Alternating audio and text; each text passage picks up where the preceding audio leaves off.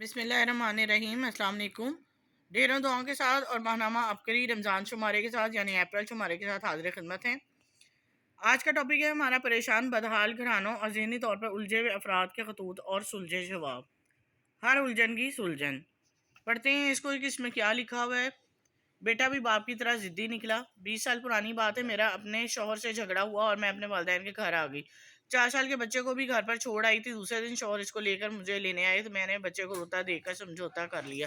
आज यही बेटा अपनी मर्जी से शादी करने पर तैयार है, बाप के एतराज़ नहीं, लेकिन मुझे दुख है इतना बड़ा फैसला इसने अकेले कर लिया। शौहर ज़िद्दी और गुस्से के तेज़ है, इनको मैं ने बेटे की खातिर बर्दाश्त किया। अब वो मेरी ज़िद में बेटे के फैसले पर इतराज़ नहीं कर रहे। बेटा कहता है आप राज़ी नहीं तो मैं शादी ही नहीं करूँगा।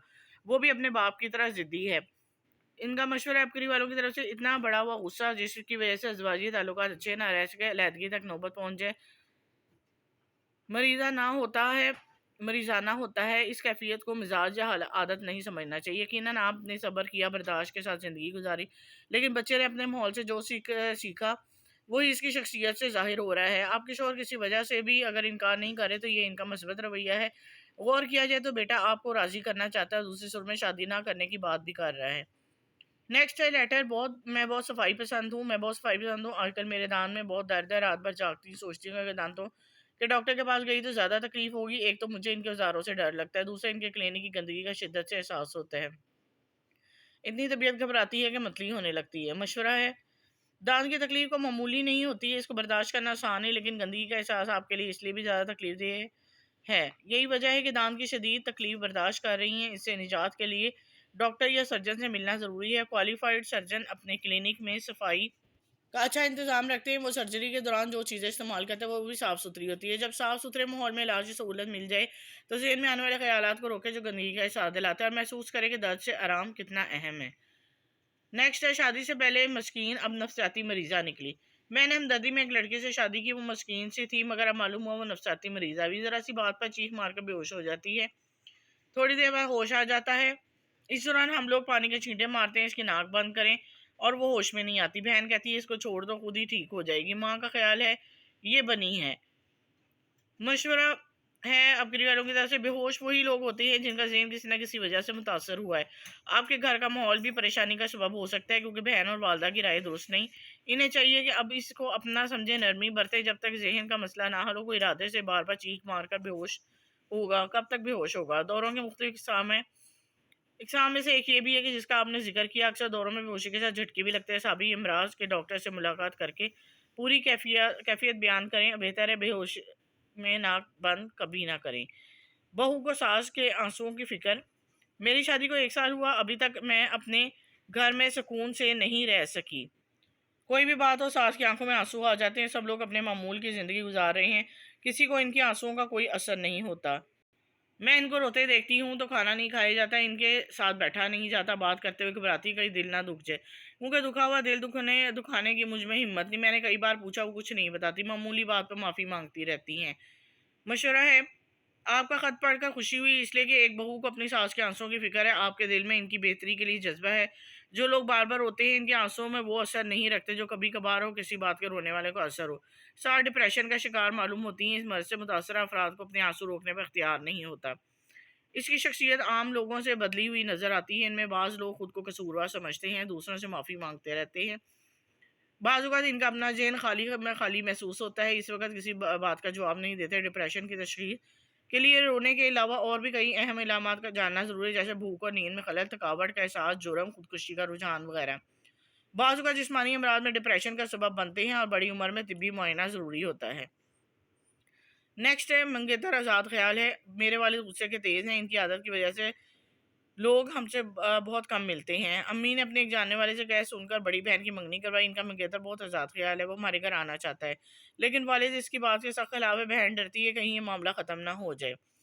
मशवरा है, जब दो खानदान आपस में रिश्ता तय करते हैं तो दोनों को एक दूसरे का ख्याल करना होता है। मंगेतर को समझाने की ज़रूरत है, अभी आपकी बहन इनकी तरह आज़ाद ख्याल नहीं हो सकती। जब शादी हो जाएगी तो अपनी मर्ज़ी के मुताबिक ज़िंदगी गुजारने की आज़ादी होती है, लेकिन इस वक्त वालिद की बात का ख्याल रखना ज़रूरी है, लिहाजा डरने की बात नहीं। वो अच्छे लोग हैं, इनकी इस बात पर रिश्ता ख़त्म ना करेंगे।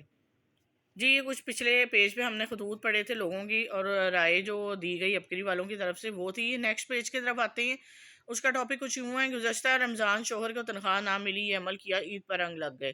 شیطانی وسواس نے نکلنے کے لیے میرا آزمودہ عمل۔ محترم حضرت حکیم صاحب السلام علیکم۔ 2 سال قبل میرے ذہن میں ایک بات بیٹھ گئی کہ میں سب سے منفرد نظر آؤں، ہر کوئی میری طرف ایسے دیکھے جیسے کوئی اپنے آئیڈیل کی طرف دیکھتا ہے۔ اس شیطانی وسواس اور حربوں سے باہر نکل ہی نہیں پا رہی تھی، حالانکہ مجھے معلوم تھا یہ سب میری غلط سوچ ہے۔ پھر میں نے رسالے میں ایک وظیفہ پڑھا جو کہ یہ لکھا ہوا ہے۔ میں اس لیے وظیفہ نہیں پڑھتی ہوں کہ اگر کوئی زیر زبر کی پیش کی غلطی ہو تو وہ قابل قبول نہیں ہوتی ہے۔ تو یہ ہے کہ آپ لوگ جو پڑھنا چاہیں وہ خود پڑھ سکتے ہیں۔ اس وظیفے کو چند سو بار پڑھا اور جس میں خناس آنے لگتے ہیں، چند بار اس وظیفے کو پڑھتے ہی اپنی اصلی حالت میں آ جاتی ہوں، تکبرانہ منفی کیفیات ختم ہو جاتی ہیں، الحمدللہ۔ رمضان میں والد کو بخشوا دیا۔ 1.5 سال قبل والد کا انتقال ہوا اور ہمارے محلے میں چند عورتیں روزانہ بیٹھ کے گٹھلیاں پڑتی، اس کے بعد گھر والے پڑھیں یا نہ پڑھیں، ہر کوئی اپنا اپنا ذکر ورد زبان سے کرتا۔ مطلب ہے کہ کوئی کہیں سے پوچھتا ہے، کوئی کہیں سے پوچھتا ہے کہ کیا آیت یا لفظ 1.25 لاکھ دفعہ پڑھیں۔ میں نے آپ کی محفل میں سنا تھا کہ اپنے لیے اپنے پیاروں کی قبروں کے ٹھنڈا کرنے کے لیے ان کی بخشش کے لیے 70,000 کا نصاب پڑھیں، جس میں کلمہ طیبہ ہے، یا لطیفو ہے، یا توابو ہے، یا کریمو ہے۔ استغفار کے اذکار پڑھنے ہیں۔ ہمارے گھر کے بچے نے مل کر 40 دنوں میں یہ وظیفہ مکمل کیا۔ اس کے علاوہ تیسرا کلمہ بھی پڑھا۔ مجھے خواب میں والد نظر آئے اور کہنے لگے، میں جہاں ہوں وہاں کا موسم بہت اچھا ہے، نہ گرمی ہے نہ سردی ہے۔ اس کے علاوہ میری جیٹھانی نے رمضان میں ان کو دیکھا تو خواب میں ان کے سر پر ہاتھ رکھ کر کہا کہ میری بیٹی مجھے بہت پڑھائی کر کے بھیجتی ہے، لیکن تم اپنے والدین کے لیے کچھ نہیں کرتی ہو۔ وہ بتا رہی تھی کہ وہ بہت خوش ہیں، اچھی حالت میں ہیں۔ رمضان میں قرآن سامنے رکھا، یہ بڑا کمال ہو گیا۔ پچھلے رمضان المبارک میں میرے شوہر کو تنخواہ نہ مل سکی کیونکہ گریجویٹی کے لیے اپلائی کیا تھا۔ ہم سب گھر والوں نے 5 قرآن پاک مکمل پڑھے۔ اس کے علاوہ طاقتوں میں قرآن کی ہر سطر پہ انگلی پھیرتے ہوئے نستغفرو کا و نتوبو علیہ کا پڑھا۔ اس عمل سے 4 قرآن پاک پڑھے۔ الحمدللہ رزق کی تنگی کا ذرا سا احساس نہ ہوا، غیب سے مدد ملتی چلی گئی۔ میری والدہ کا دل بے حد نرم رہا، انہوں نے اس ماہ کا تقریباً آدھا خرچہ ادا کیا۔ ہم ان کے ہمیشہ احسان مند رہیں گے۔ ماں کا حق تو ویسے ہی کوئی ادا نہیں کر سکتا، مزید احسانات ماں کی پاک ہستی کی اہمیت کو مزید اجاگر کرتے ہیں۔ اللہ کے بعد ماں ہی اپنی اولاد کو کسی کے آگے ہاتھ پھیلاتے ہوئے نہیں دیکھ سکتی۔ ایسے ہی میرے ابو بھی تھے، اللہ انہیں کروٹ جنت نصیب کرے، امی کی سارے جہان کی بھلائیاں عطا کرے، آمین۔ عید کے 6 دن بعد ہم کسی کے گھر مہمان گئے، جاتے ہوئے میں نے 5 سورتیں 6 بسم اللہ کا عمل کیا۔ انہوں نے خوب خدمت کی اور بہت اچھے کھانے پیش کیے، مگر ساتھ ہی انہوں نے بوتل بھی رکھ دی۔ میں نے بہت منع کیا، میں نے یہ کبھی نہیں پی، نہ بچوں کو پلائی، مگر بچے ایسے ہیں کہ جیسے صدیوں سے بوتل نہ ملی ہو، کھانے کے ساتھ پیتے رہے۔ خیر رات کے 12 بجے خیر خیریت سے واپس آئے، بچے کھیلنے لگے۔ رات 1:30 بجے زبردستی سب کو لٹا دیا۔ یک منجلی بیٹی کے رونے کے بعد ہی جلدی سے لائٹ جلا کر دیکھا تو ہزاروں قطار رو رہی تھی۔ اسے لے کر کمرے سے باہر گئی۔ بیٹی کہنے لگی، دل بہت گھبرا رہا ہے، دل کی دھڑکن بھی تیز ہے، اب گاؤں میں رات کے 2 بجے کیا کرتی؟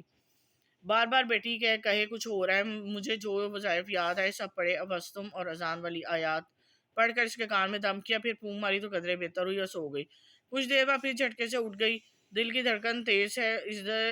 اسی سب دوران فجر کی اذان ہونے لگی۔ نماز کی ادائیگی کے بعد مجھے خیال آیا کہ ایک دفعہ ایک دل کے ڈاکٹر کے کلینک میں ایک دعا پڑھی تھی۔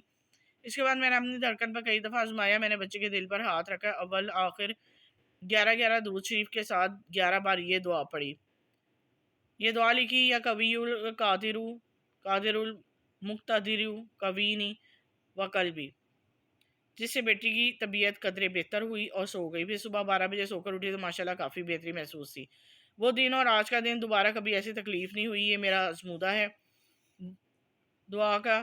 میرے گھر میں تقریباً 35 سیڑھیاں ہیں۔ جب کبھی کپڑے دھو کر اٹھا کر چھت پر لے کر جاؤں تو دل کی دھڑکن ایسے ہوتی ہے جیسے دل باہر نکل آئے گا۔ تب میں بے وضو دل پر ہاتھ رکھ کر پڑھتی ہوں۔ ابھی 11 بار بھی پوری نہیں ہوتی اور دل کی دھڑکن نارمل ہو جاتی ہے۔ جی ایک چھوٹا سا کالم بنا ہوا ہے جو کہ بہت ہی خاص ہے۔ شب قدر کا خاص عمل، سارا سال دولت کی برسات۔ قارئین کے لیے ایک چھوٹا سا آزمودہ عمل پیش خدمت ہے۔ اللہ پاک نے ہمیں شب قدر کی رات قسمت اور برکتوں والی رات عطا کی۔ عمل رمضان المبارک کی کسی بھی طاقت راتوں میں کیا جا سکتا ہے۔ یہ 27ویں کی رات یعنی شب قدر کی رات کر لے۔ ویسے بھی رمضان کی ہر رات برکتوں والی، یہ عمل خاص وسعت رزق کے لیے مجرب اور آزمودہ عمل ہے۔ یہ عمل کرنے والا دیکھتے دیکھتے صاحب ثروت اور مالدار اور دولت مند اور امیر کبیر بن جاتا ہے۔ دن بدن مال میں ترقی ہوتی ہے۔ یا رزاقو کا خاص عمل اپنی مثال ہے، جو آپ کرے گا وہی پائے گا۔ اس عمل سے مفلسی تنگ دستی کے نشان مٹ جاتے ہیں۔ رمضان المبارک کے کسی بھی یہاں پہ طاق راتیں ہی لکھنی تھی، وہ طاقت ہو گئی۔ طاق رات یا شب قدر کی رات نماز عشاء تراویح سے فارغ ہو کر 110 روپے لیں जो 10-10 रुपए के 11 नोट हों, अगर नए नोट मिल जाएँ तो बेहतर, वरना पुराने नोट ले लें। नोट 10-10 रुपए के 1-2 दिन पहले से लेकर रख लें। 10 के 11 नोट हों, नमाज़ तरावी के बाद हर नोट पर किसी कोने पे छोटा-सा पेन के साथ या रज़ाकू लिखें, यानी हर नोट के किसी कोने पर छोटा-सा या रज़ाकू लिखें, फिर हर नोट पर 308 बार या रज़ाकू पढ़कर दम करें। इसके तरह कुल 11 नोटों पर इसी तरह पढ़कर दम करें, फिर इनको किसी पर्स में, किसी जेब में, किसी ऐसी जगह पे रखें जहाँ से आप रकम निकाल कर खर्च करते हैं। इनमें 110 रुपए का पूरा साल खर्च ना करें, यानी कि इन 110 रुपयों को पूरा साल खर्च नहीं करना, बल्कि बरकत के तौर पे सँभाल के रखना है। पूरा साल आपकी बरकत, दौलत की बरसात होती रहेगी। जी, उम्मीद करती हूँ जितने टॉपिक आपको पढ़ के सुनाए, आपको बहुत फ़ायदा देंगे। ख़ास तौर पे ये शब कदर का जो ख़ास अमल है, वो उसका तो बहुत ही फ़ायदा है। रमज़ानुल मुबारक आधा गुज़र चुका है और बाकी भी जाने वाला है। तो उम्मीद करती हूँ कि आप सब चाहेंगे कि ऐसा अमल हाथ से जाने ना दें। दुआओं में याद रखें और जो है मेरे चैनल को सब्सक्राइब करना मत भूलें, इस्लामिक अबकरी तालीम को, और वीडियो को लाइक कर दिया करें और शेयर ज़रूर कर दिया करें सदका जारिया के तौर पे, ताकि आपका भी नेकी में कोई हिस्सा डल सके। अब तक के लिए इजाज़त दें। अल्लाह हाफ़िज़।